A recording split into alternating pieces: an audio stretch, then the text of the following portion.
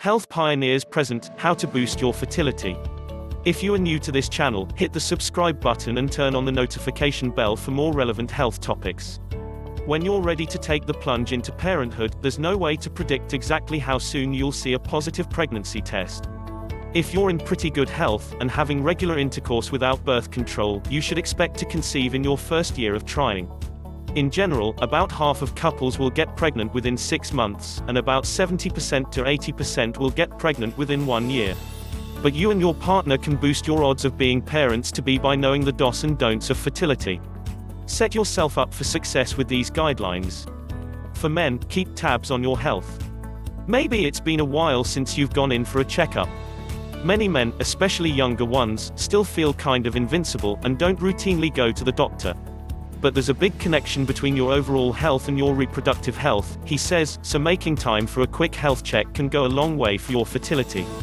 Good diet, regular exercise, a healthy body weight, better sleep patterns, less stress, all those things have been correlated with semen quality. Your doctor can help you make any changes you might need to be your healthiest self, as well as address any issues that might be a barrier to baby making. For women, learn how to read the signs.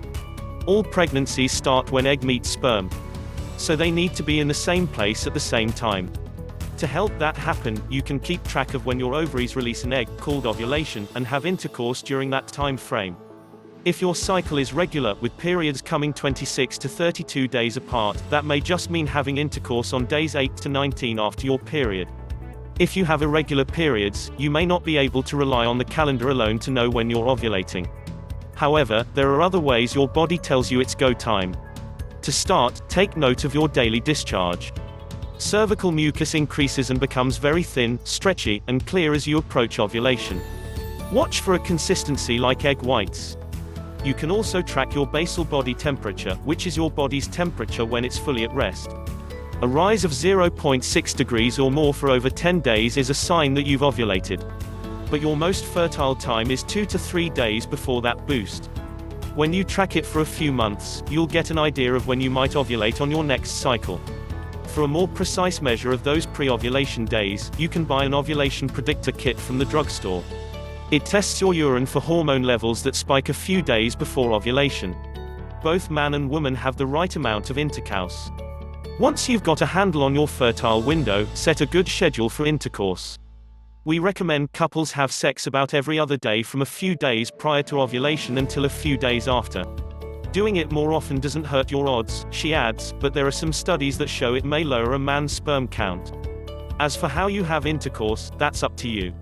Position doesn't affect your odds of conceiving, and keeping your legs in the air afterward won't raise your chances, either.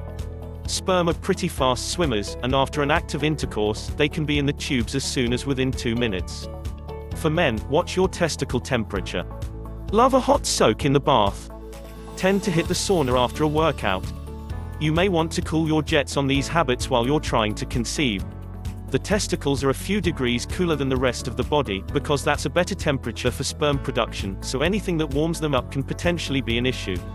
Studies have found that exposure to wet heat can lower your sperm count. And it takes your body 2 to 3 months to make new, mature sperm. Another heat source to watch out for, laptops. They're less warm than they used to be, but they can raise the scrotum temperature about a degree, which is enough to impact sperm production in a pretty short time, sometimes in less than 15 minutes, Eisenberg says. Play it safe and do your computing on a table or desk. And how about that age-old boxers versus briefs debate? Eisenberg says both are fine. It really doesn't matter that much. You should wear whatever's comfortable to you, he says. For women, watch your weight. If you're overweight, you'll raise your chances of putting a bun in the oven if you slim down. Extra pounds make you more likely to have irregular menstrual cycles, or to not ovulate at all, McLennan says. Losing even a small percentage of body weight can increase fertility and decrease health risks during pregnancy. Being too thin impacts fertility, too. Not only are you more likely to have irregular periods if you're underweight, you're also at risk for preterm birth once you do get pregnant, and your baby is more likely to be born at a low birth weight. For both men and women, mind your medications.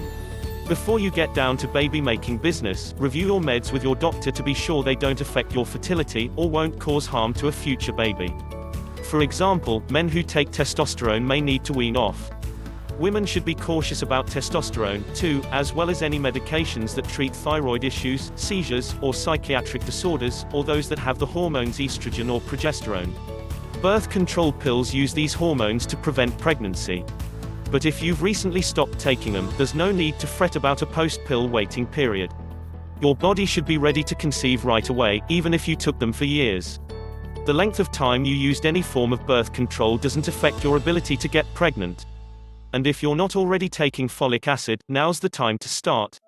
Taking a daily folic acid supplement not only helps prevent birth defects, it may increase fertility as well. Thanks for watching. Please like and share this video.